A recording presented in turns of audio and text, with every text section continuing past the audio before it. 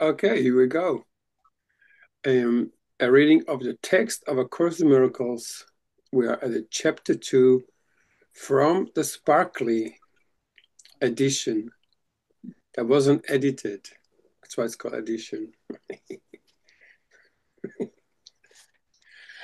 Here we go.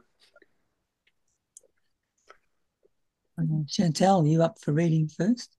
Sure. The illusion of separation. This section deals with the fundamental misuse of knowledge, referred to in the Bible as the cause of the fall or separation. There are some definitions which I asked you to take from the dictionary, which will be helpful here. They are somewhat unusual since they are not the first definitions which are given. Nevertheless, the fact that each of them does appear in the dictionary should be reassuring. Anthony, chapter 2, just started reading. Hey, Anthony. Let's all welcome Anthony. Hi, Anthony. Hi, Anthony. Hello, Anthony. Hi, Anthony. How you feeling? I'm grumpy. Hi, Tonka. We Hi, love that. Ian. Good morning, Grumpy. Hey, grumpy. Yeah, call me grumpy. Oh, Hi guys. Hi, Tonka. Hi. I Hi, love Grump. your grumpiness. Yes. Grump is beautiful. I mean, look Yeah, at Grump. if Gorgeous. that's a look of Gorgeous, grumpy. Anthony. Gorgeous. Yes. See? Yeah, Grumpy Pumpy. grumpy pumpy. Chapter. Anything like Rumpy Pumpy? Thank you. Okay, let's have a look at this projection business. Project, verb, to extend forward or out. Project, noun, a plan in the mind. World, a natural grant division. We will refer later to projection as related to both mental health and mental illness. We have already observed that man can create an empty shell, but he cannot create nothing at all. This emptiness provides the screen for the misuse of projection. Mm-hmm. The Garden of Eden, which is described as a literal garden in the Bible, was not an actual garden at all. It was merely a mental state of complete neglect. Even in the literal account, it is noteworthy that the pre-separation state was essentially one in which man needed nothing. The tree of knowledge is also an overlay, literal figure. These concepts need to be clarified before the real meaning of the separation or the detour into fear can be fully understood.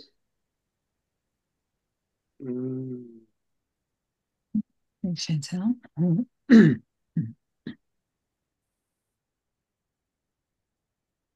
To project, as defined above, is a fundamental attribute of God, which he gave to his Son.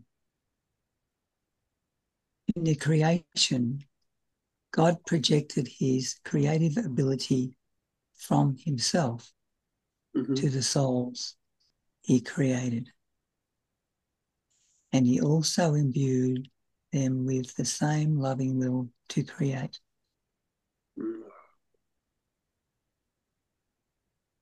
Soul has not only been fully created, but also been created perfect. There is no emptiness in it. Because of its likeness to its creator, it is creative. No child of God can lose this ability because it is inherent in what he is, but he can use it inappropriately. Whenever projection is used inappropriately, it always implies that some emptiness or lack exists, and that it is in man's ability to put his own ideas there instead of the truth. If you consider carefully what this entails, the following will become quite apparent. First, the assumption is implicit that what God created can be changed by the mind of man. Second, the concept that what is perfect can be rendered imperfect or wanting is accepted.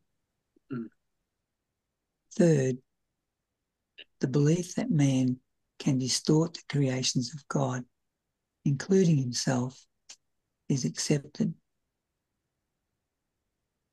Fourth, the idea that since man can create himself, the direction of his own creation is up to him, is implied. Enough for me. Now, Alison, do you want to? Mm-hmm. We slow down. Can we slow down a little bit? Yeah, sure.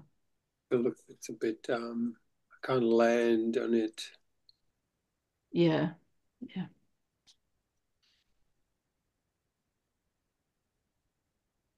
These related distortions represent a picture of what actually occurred in the separation.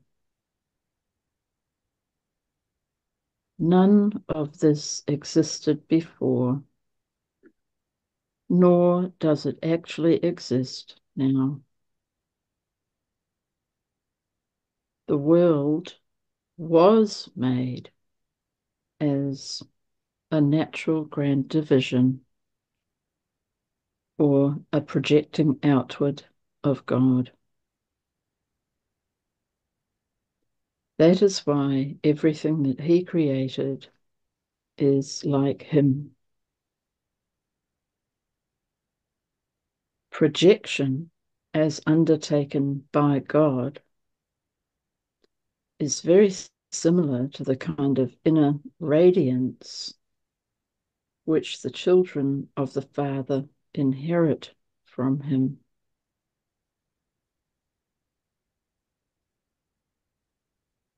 It is important to note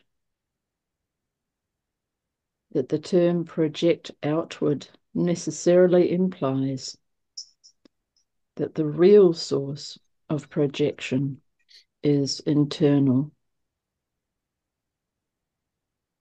This is as true of the Son as of the Father.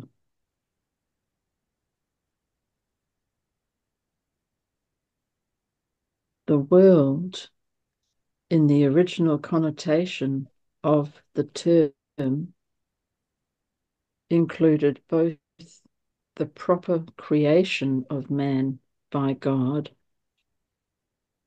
and the proper creation by man in his right mind. The latter required the endowment of man by God with free will, because all loving creation is freely given.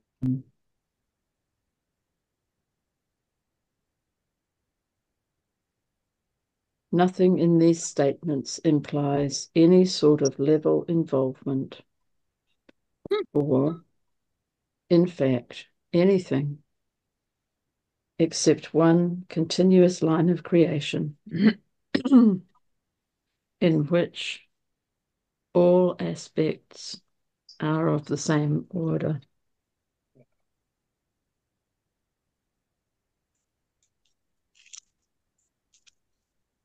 Next. Him? When the lies of the serpent were introduced, they were specifically called lies because they are not true. When man listened, all he heard was untruth. He does not have to continue to believe what is not true unless he chooses to do so. All of his miscreations can literally disappear in the twinkling of an eye because they are merely visual misperceptions. Oh. Man's spiritual eye can sleep, but a sleeping eye can still see. What is seen in dreams seems to be very real. The Bible mentions that a deep sleep fell upon Adam, and nowhere is there any reference to his waking up.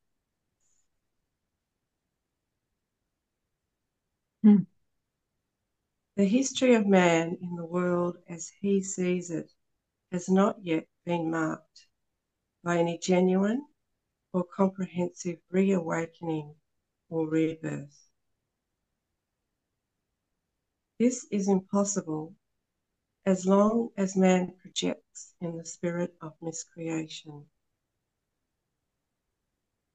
It still remains within him, however, to project as God projected his own spirit to him. In reality, this is his only choice because his free will was given him for his own joy in creating the perfect.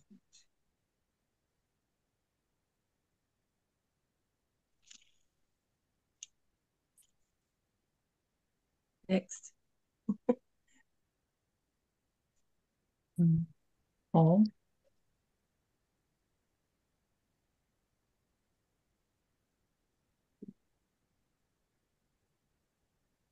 All fear is ultimately reducible to the basic misperception that man has the ability to usurp the power of God. It can only be emphasized that he neither can nor has been able to do this. It's good to emphasize, isn't it?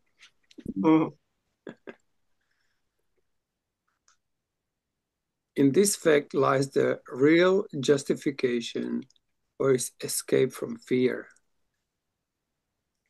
The escape is brought about by his acceptance of the atonement, which places him in a position to realize that his own errors never really occurred. When the deep sleep fell upon Adam, he was in a condition to experience nightmares because he was asleep. If a light is suddenly turned on while someone is dreaming a fearful dream, he may initially interpret the light itself as a part of his own dream and be afraid of it. However, when he awakens, the light is correctly perceived as the release from the dream, which is no longer accorded reality.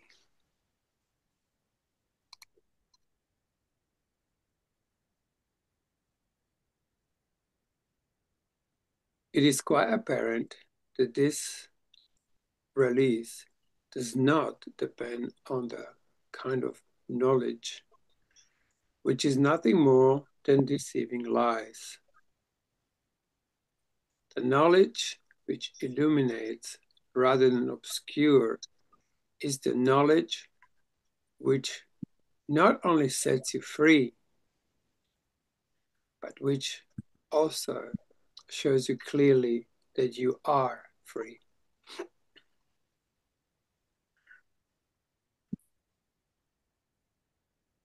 Whatever lies you may believe are of no concern to the miracle, which can heal any of them with equal ease. It makes no distinction among perceptions. Its sole concern is to distinguish between truth on the one hand and all kinds of errors on the other. Some miracles may seem to be of greater magnitude than others. But remember the first point of this course, that there is no order of difficulty in miracles.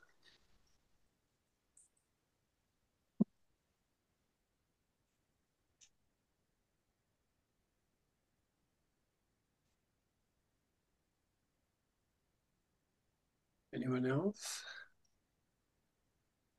Okay. I will. In reality, you are perfectly unaffected by all expressions of lack of love. These can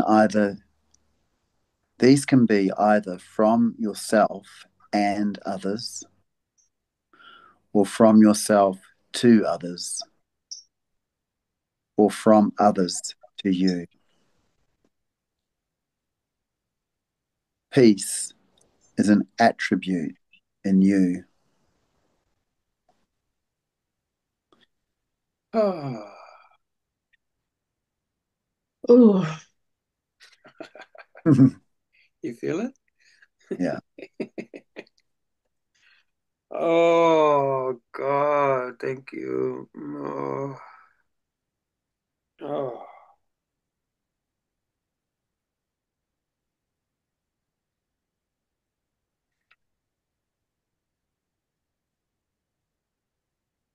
Peace is an attribute in you.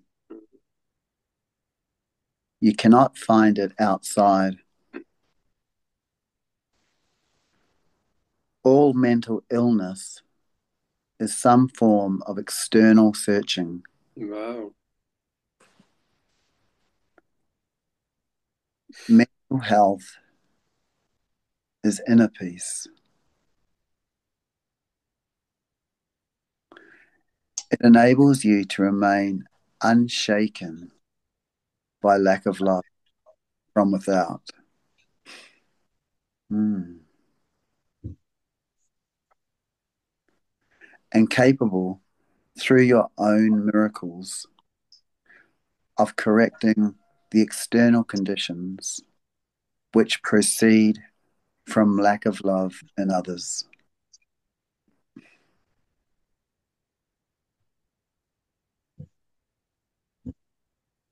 Beautiful. So read on. The reinterpretation of defenses. When you are afraid of anything, you are acknowledging its power to hurt you. Remember that where your heart is, there is your treasure also.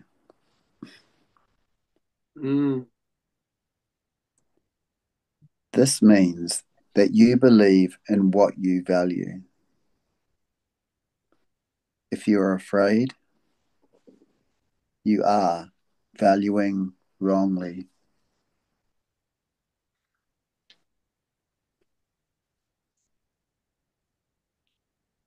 Human understanding will inevitably value wrongly. And by endowing all human thoughts with equal power will inevitably destroy peace.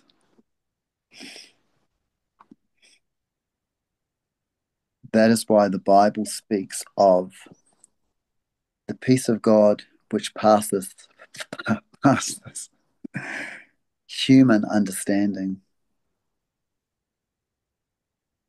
This peace is totally incapable of being shaken by human errors of any kind. It denies the ability of anything which is not of God to affect you in any way. That's cool. Thank you. That's so cool. I think anyone else is reading, so back to you, Chantel. Shanti. Which line do we start with? It's the second paragraph. It's the proper use of denial. This is the proper use of denial. It is not used to hide anything, but to correct error. Huh. It brings all error into the light. And since error and darkness are the same, it corrects error automatically. Mhm. True denial is a powerful protective device. You can and should deny any belief that error can hurt you. This kind of denial is not a concealment device, but a correction device. Mm. The right mind of the mentally healthy depends on it. You can do anything I ask. I have asked you to perform miracles and have made it clear that miracles are natural, corrective, healing, and universal. There is nothing good they cannot do, but they cannot be performed in the spirit of doubt.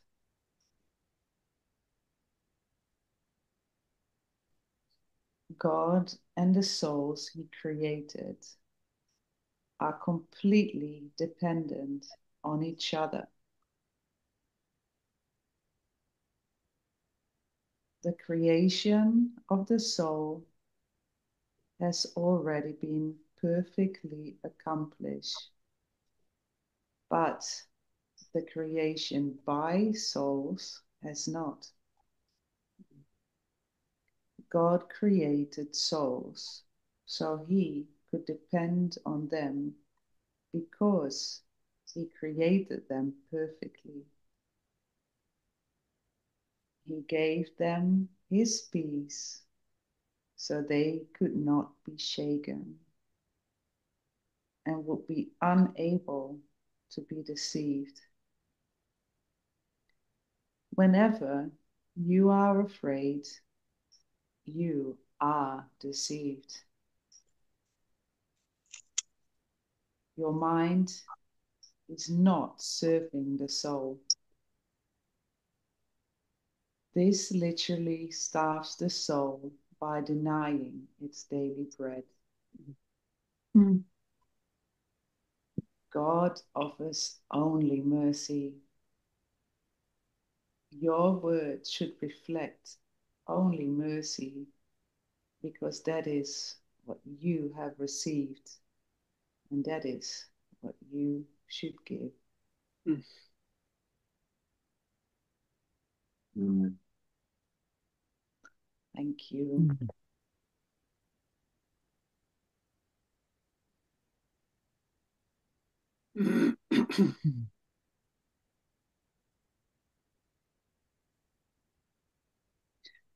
I had a beautiful message came up through somebody, and that was that whenever you're in doubt, you're not trusting God. I thought that was beautiful. Mm.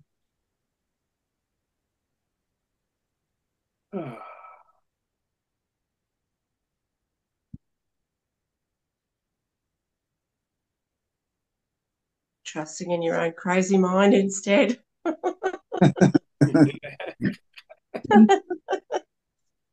Yeah. Mm.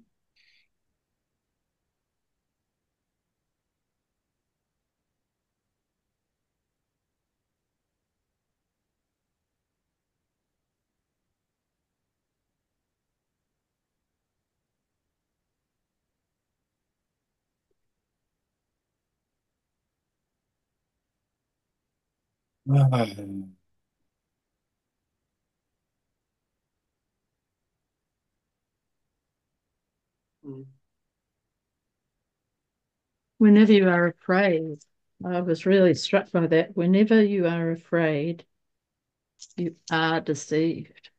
Your mind is not serving the soul.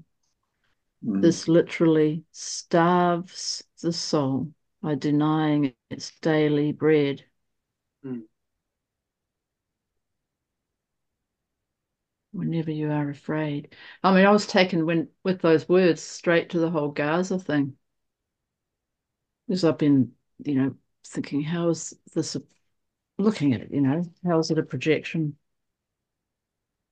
Whenever Oh, you are deceived, your mind is not serving the soul. This literally starves the soul by denying its daily bread. God offers only mercy. Your words should reflect only mercy because that is what you have received. And that is what you should give. Mm. Wow.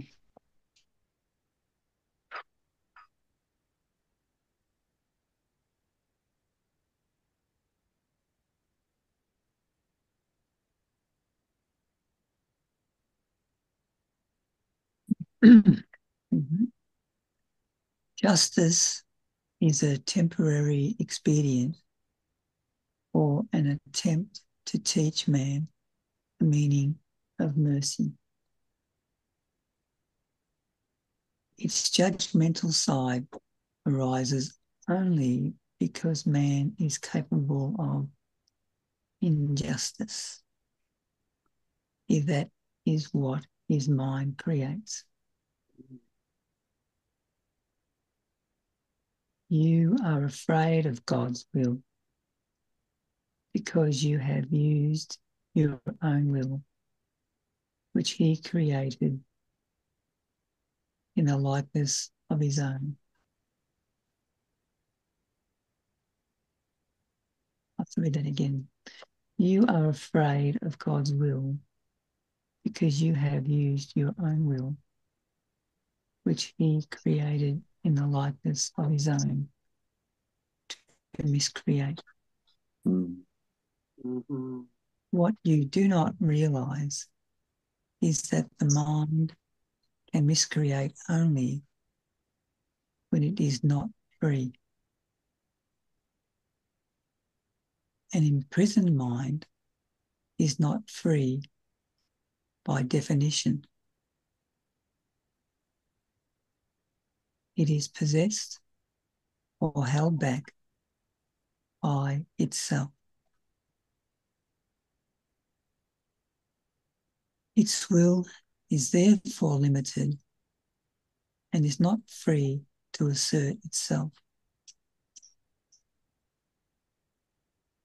The real meaning of one kind, which was mentioned before, is of one mind or will. When the will of the sonship and the Father are one, their perfect accord is heaven.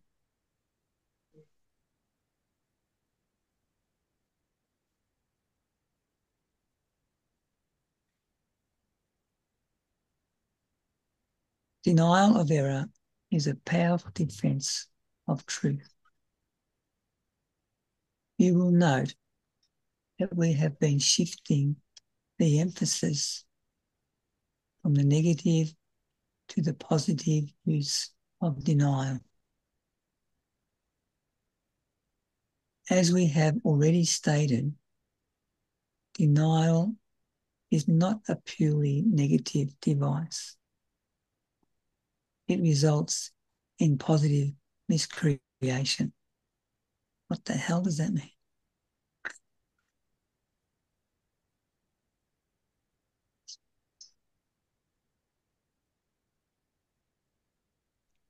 That is the way the mentally ill do employ it. Mm-hmm.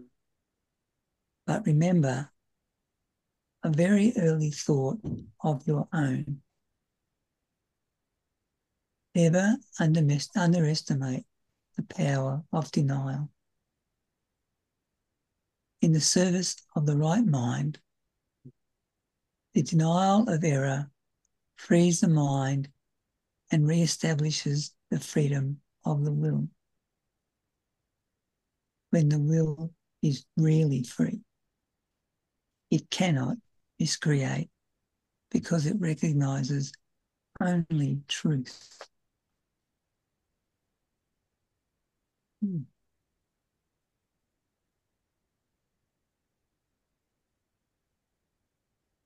going to do one more. False projection arises out of false denial, not out of its proper use.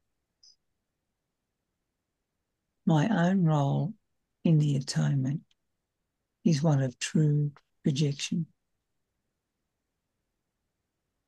I can project to you the affirmation of truth. If you project error to me or to yourself, you are interfering with the process. My use of projection, which can also be yours, is not based on faulty denial. It does involve, however, very powerful use of the denial of errors. A miracle worker is one who accepts my kind of denial and projection, unites his own inherent abilities to deny and project with mine, and imposes them back on himself and others. This establishes the total lack of threat anywhere. Together, we can then work for the real time of peace, which is eternal.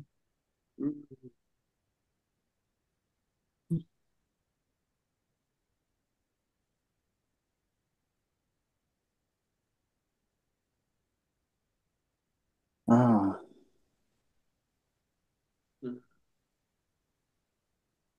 Come up with a bit of a problem here. Earlier on, I mean, I King took out the word soul, and it talks about souls earlier in the part we've been reading.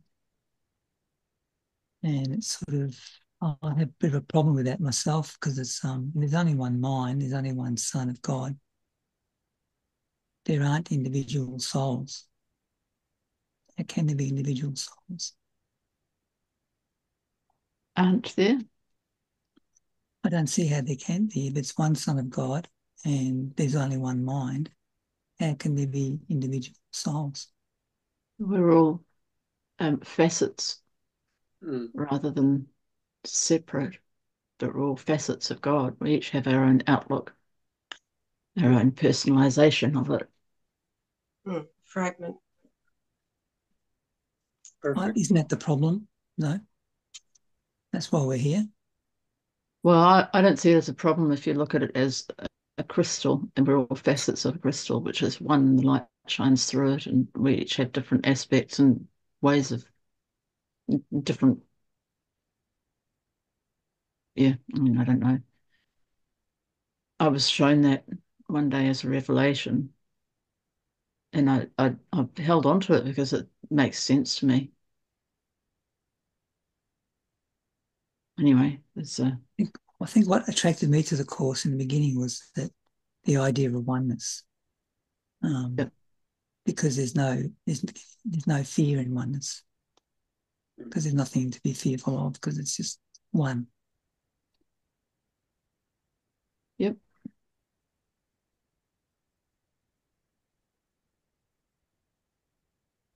All right, that's all I have to say. Alison, Oh, take it's it me, away is with it? your individual soul. Ooh. Take it away. Also, feel free to like pause a little bit because it's pretty. It's very powerful what we're reading. Yeah.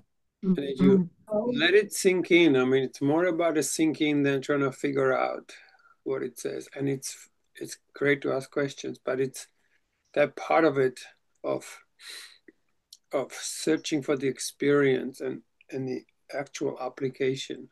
Like, when it says, you know, like it says, to have peace, give peace. Are you giving peace to have it?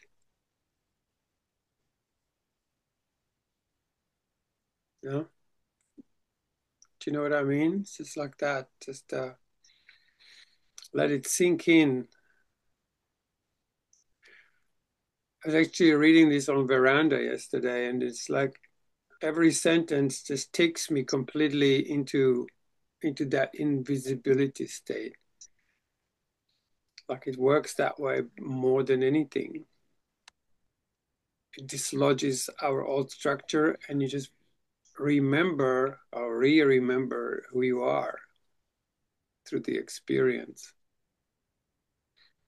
Not what you know about the Course of Miracles, but where it takes you. Mm. Mm. Because you can recite this back to front and twist it into all sorts of teachings, but is it taking you, is that igniting the heart? And is it bringing us into peace, into that very quiet place? Yeah. Mm.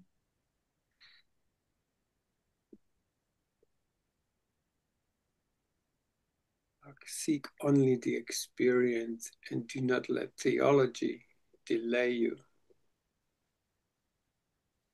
Just my favorite line from A Course in Miracles, and the most practical, I think.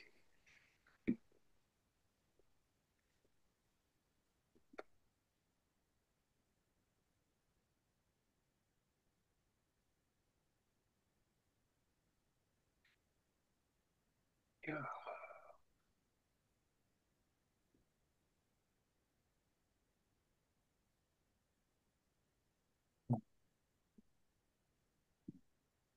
Ah.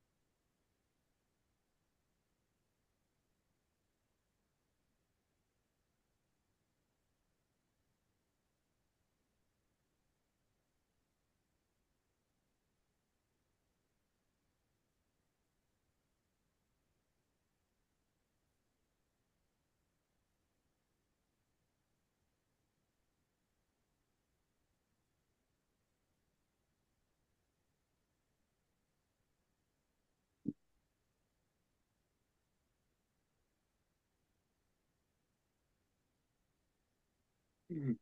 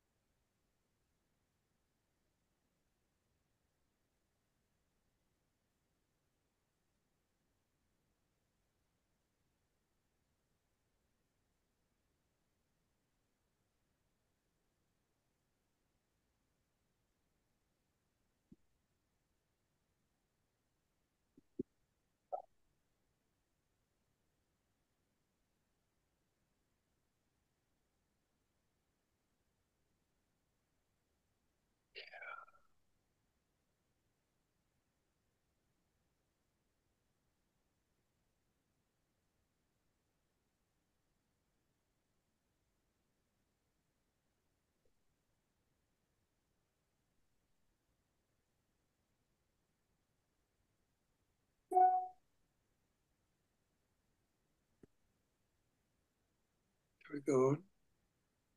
Yeah. Are we up to the improper use of defences? Yes.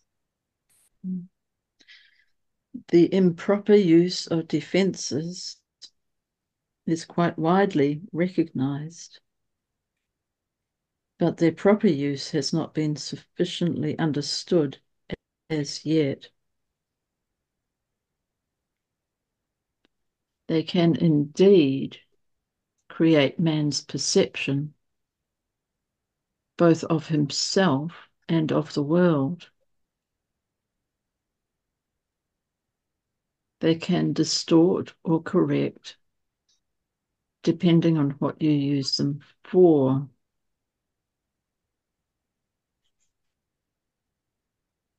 Denial should be directed only to error.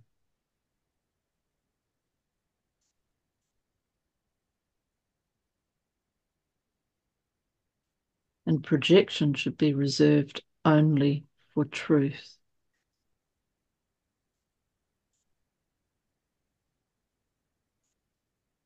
You should truly give as you have truly received.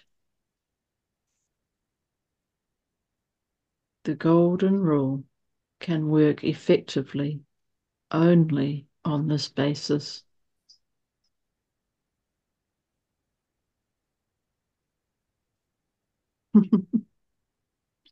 Intellectualization is a term which stems from the mind-brain confusion.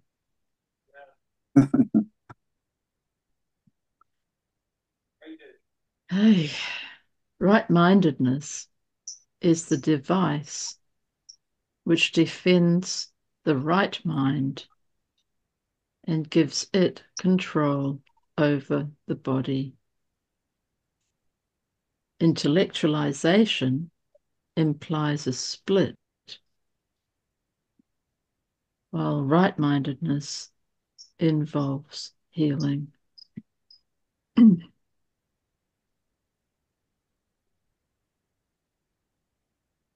Withdrawal is properly employed in the service of withdrawing from the meaningless.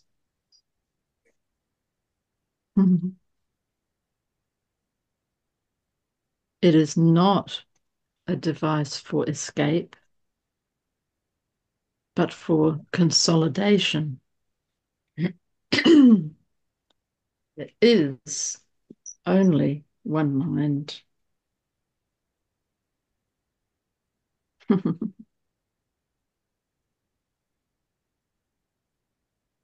Dissociation is quite similar. You should split off or dissociate yourself from error. but only in defense of integration.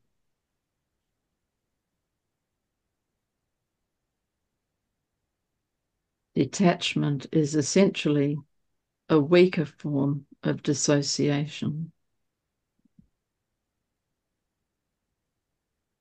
Flight can be undertaken in whatever direction you choose, but note that the concept itself implies flight from something. Flight from error is perfectly appropriate. Mm. Mm. I'm very aware as I read this, these are all psychological terms, and he was speaking to Helen, who was a psychologist, Helen Bill. Regression. You missed one. Missed one.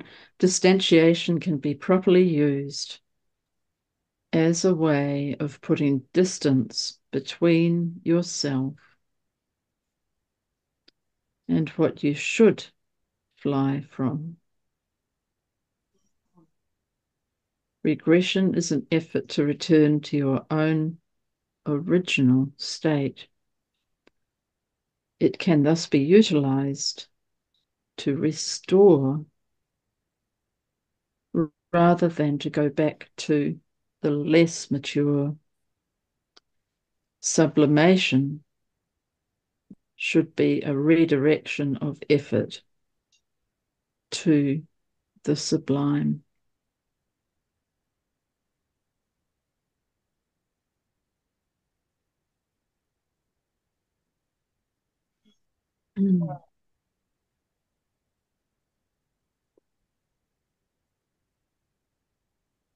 I'm done. I'm so done.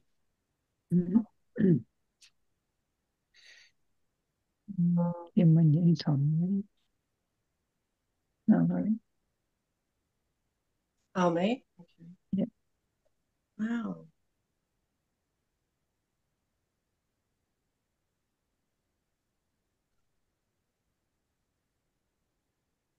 There are many other so-called dynamic concepts which are profound errors due essentially to the misuse of defences.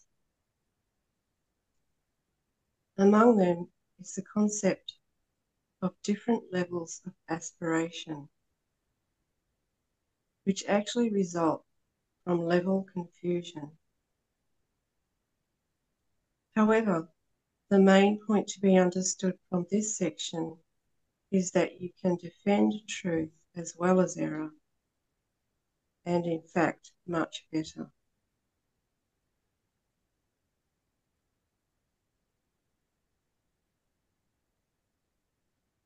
The means are easier to clarify after the value of the goal itself is firmly established. Everyone defends his own treasure. You do not have to tell him to do so, because he will do it automatically. The real questions still remain. What do you treasure? And how much do you treasure it? Once you have learned to consider these two questions and to bring them into all your actions as the true criteria for behaviour, I will have little difficulty in clarifying the means. You have not learned to be consistent about this as yet. I have therefore concentrated on showing you that the means are available whenever you ask. You can, however, save a lot of time. You do not extend this step unduly. The correct focus will shorten it immeasurably. Mm.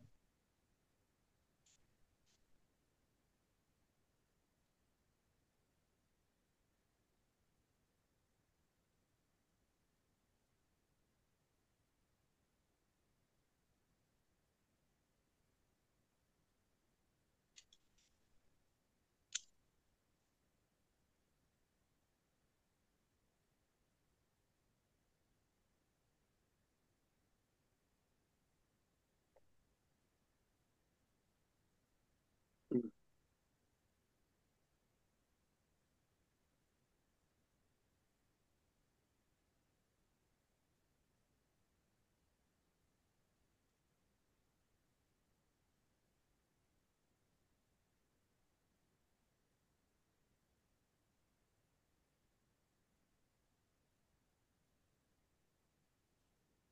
Oh, you're next. Are we in for more?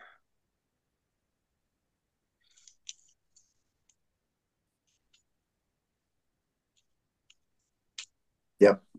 Yeah, I think so. You're so cute, all of you. Because you are. Tonka. Here we go.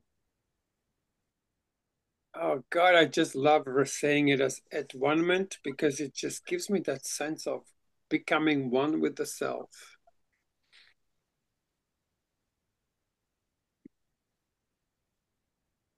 So I'm going to use it that way. At one-ment is the only defense which cannot be used destructively. That is because while everyone must eventually join it, it is not a device which was generated by men. The at-one-ment principle was in effect long before the at-one-ment itself began. The principle was love,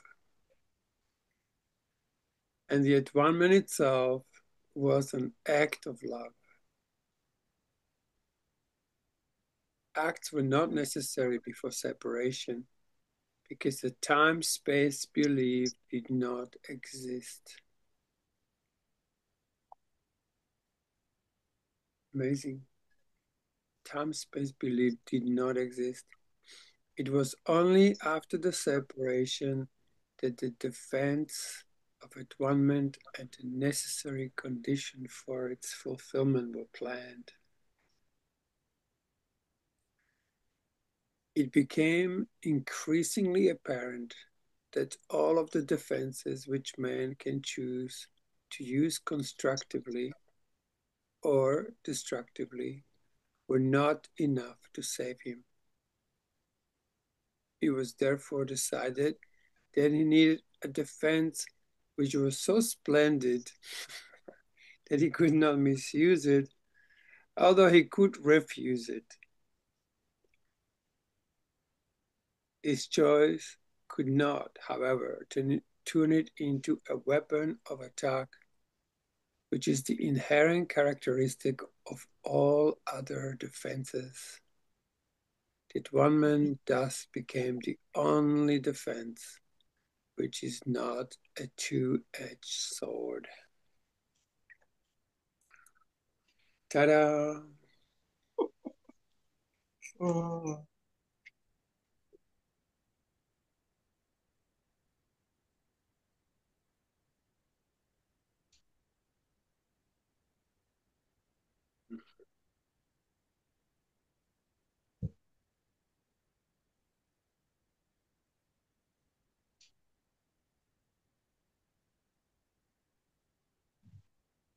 The atonement. I'm going to say atonement. Hey, whatever you like. Yeah, I like atonement myself. The atonement actually began long before the crucifixion.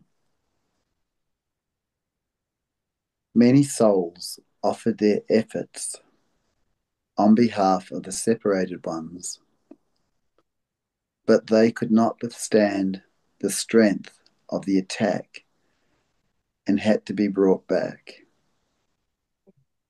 Ah. Angels came too, but their projection did not suffice because the separated ones were not interested in peace. They had already split their minds and were bent on further dividing rather than reintegrating. The levels they introduced into their minds turned against each other, and they established differences, divisions, cleavages,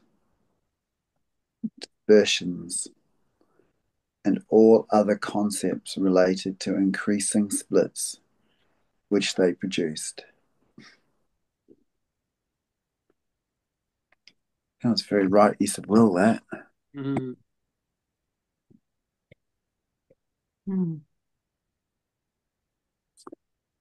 Not being in their right minds, they turned their defenses from projection to assault and acted literally insanely. Oh God, that's me. Oh. It was essential to introduce a split-proof device which could be used only to heal, if it were used at all. The atonement was built into the space-time belief in order to set a limit on the need for the belief and ultimately to make learning complete. Mm-hmm. The atonement is the final lesson. Learning itself, like the classrooms in which it occurs, is temporary. The ability to learn has no value when change of understanding is no longer necessary. The eternally creative have nothing to learn. Mm-hmm. Only after separation was it necessary to direct the creative forces of learning. To learn. Hang on, what did I say? Creative forces to learning. Mm. Only after the separation was it necessary to direct the creative forces to learning because changed behavior had become mandatory.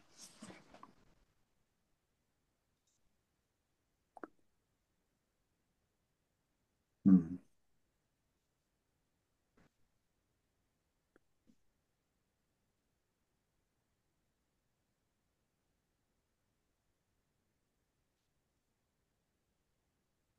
Men can learn to improve their behavior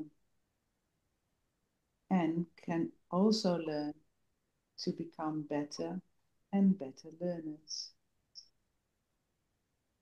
This serves to bring them into closer and closer accord with the sonship. But the sonship itself is a perfect creation, and perfection is not a matter of degree. Mhm. Only while there are different degrees is learning meaningful. The evolution of man is merely a process by which he proceeds from one degree to the next. He corrects his previous missteps by stepping forward. This represents a process which is actually incomprehensible in temporal terms because he returns as he goes forward. The atonement is the device by which he can free himself from the past as he goes ahead. It undoes his past errors, thus making it unnecessary for him to keep retracing his steps without advancing to his return. In this sense, the atonement saves time, but like the miracle which serves it, does not abolish it. As long as there is need for atonement, there is need for time. But the atonement, as a completed plan, does have a unique relationship to time. Until the atonement is finished, its various phases will proceed in time. But the whole atonement stands at time's end. At this point, the bridge of the return has been built. Mm-hmm. The atonement is a total commitment. You still think this is associated with loss. This is the same mistake all the separate ones make in one way or another. They cannot believe that a defense which cannot attack is the best defense. This is what is meant by the meek shall inherit the earth. They will literally take it over because of their strength. A two-way defense is inherently weak precisely because it has two edges and can turn against the self very unexpectedly. This tendency cannot be controlled except by miracles. Thank you.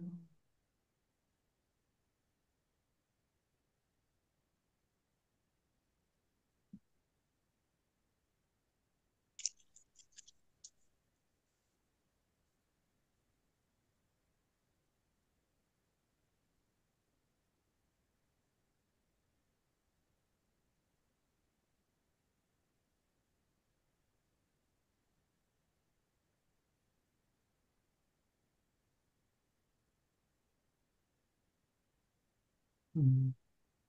That's a lot. Mm. Yeah, integration time.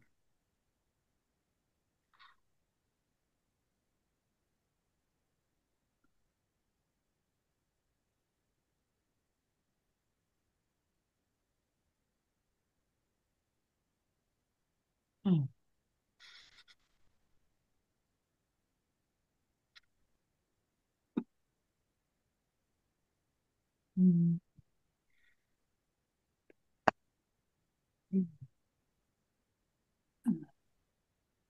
Mm. Thank you, guys. Beautiful. Mm. Thank you.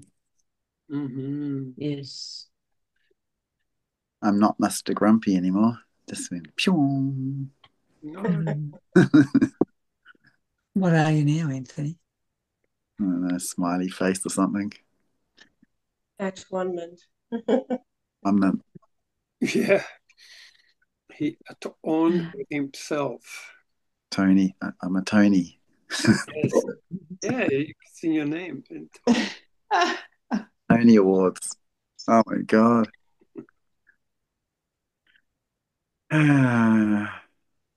Yeah, it's remarkable. It's a remarkable book. Mm-mm. Yeah.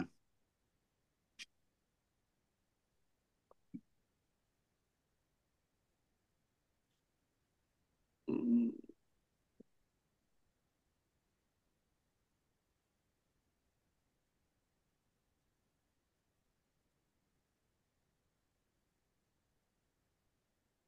Mm.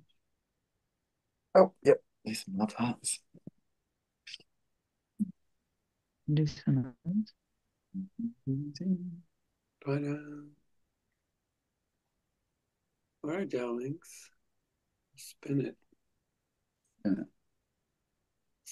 Oh, I'll see you next week. yeah, bye all. Hey, Kath. Thank Ciao. you. Bye. Thank you. Bye, guys. Thank you. Right, Love you. thank you so Mm. much. Thank you.